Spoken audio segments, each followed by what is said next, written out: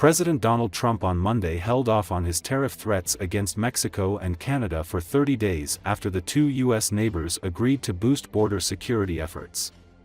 According to Associated Press, Trump on Saturday had directed that 25% tariffs on most imports from the two American partners and 10% on Canadian energy products go into effect at midnight Tuesday.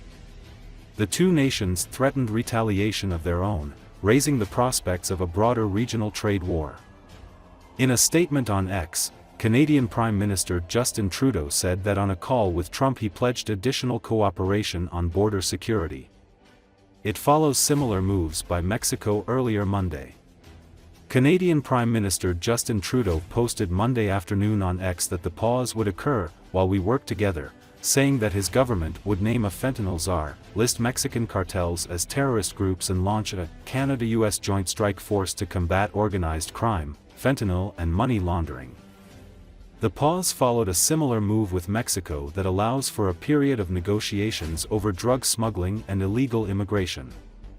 The 10% tariff that Trump ordered on China is still set to go into effect as scheduled on Tuesday, though Trump planned to talk with Chinese President Xi Jinping in the next few days. And it's a pretty amazing sight. And they've agreed to put in 10,000 soldiers permanently, like forever, 10,000 soldiers at their side of the border. Canada was staring in the face of 25% tariffs come midnight tonight. Canada had announced retaliatory tariffs if those tariffs were going to go ahead. But Trudeau, the Prime Minister for now for Canada, had a call with Donald Trump, two calls today, and they made progress on negotiating a deal where Canada would do more at the U.S.-Canadian border to prevent drugs from going into the United States, even though drugs don't really go from Canada to the United States, certainly in compared to what happens at the Mexican border with fentanyl.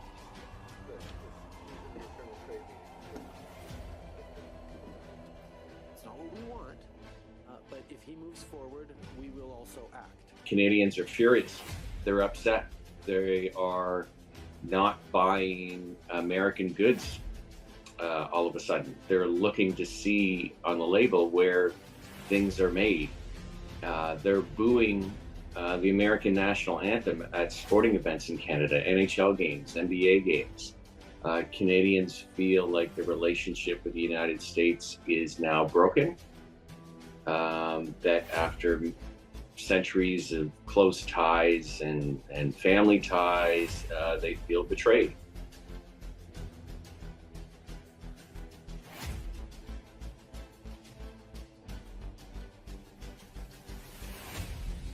I think Canada will certainly have to deal with this tariff threat for some time. It's only been averted for at least 30 days.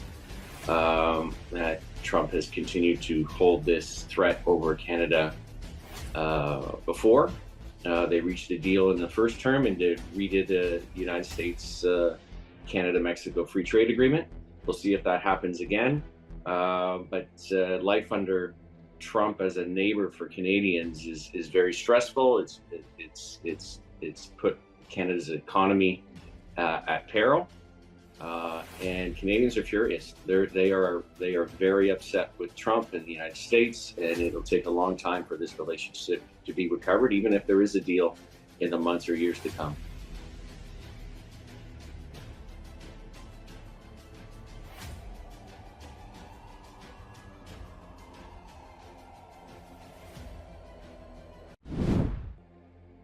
U.S. President Donald Trump spoke to reporters at Joint Base Andrews in Maryland on Sunday.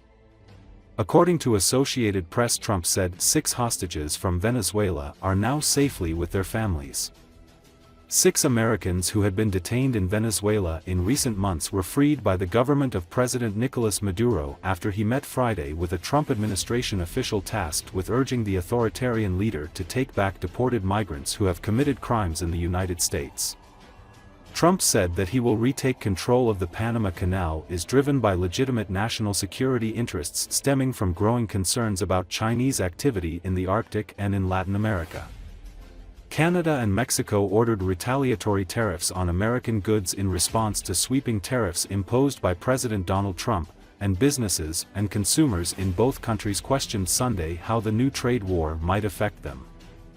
"We can play the game all they want," Trump said, adding he would speak to Canadian Prime Minister Justin Trudeau on Monday morning.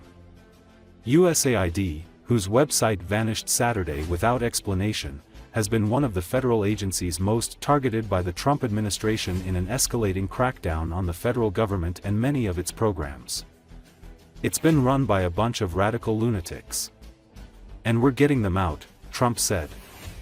Trump has accused Mexico, Canada and China of not doing enough to staunch the flow of fentanyl into the U.S., slapping the three countries with tariffs partly to encourage them to do more about the opioid that causes some 70,000 overdose deaths in the U.S. annually. "We have to stop people from pouring in, and we have to stop fentanyl, and that includes China. It's pouring in from China through Mexico and Canada. And they've got to stop it. And if they don't stop it, the tariffs are going to get worse, a lot of worse," he said.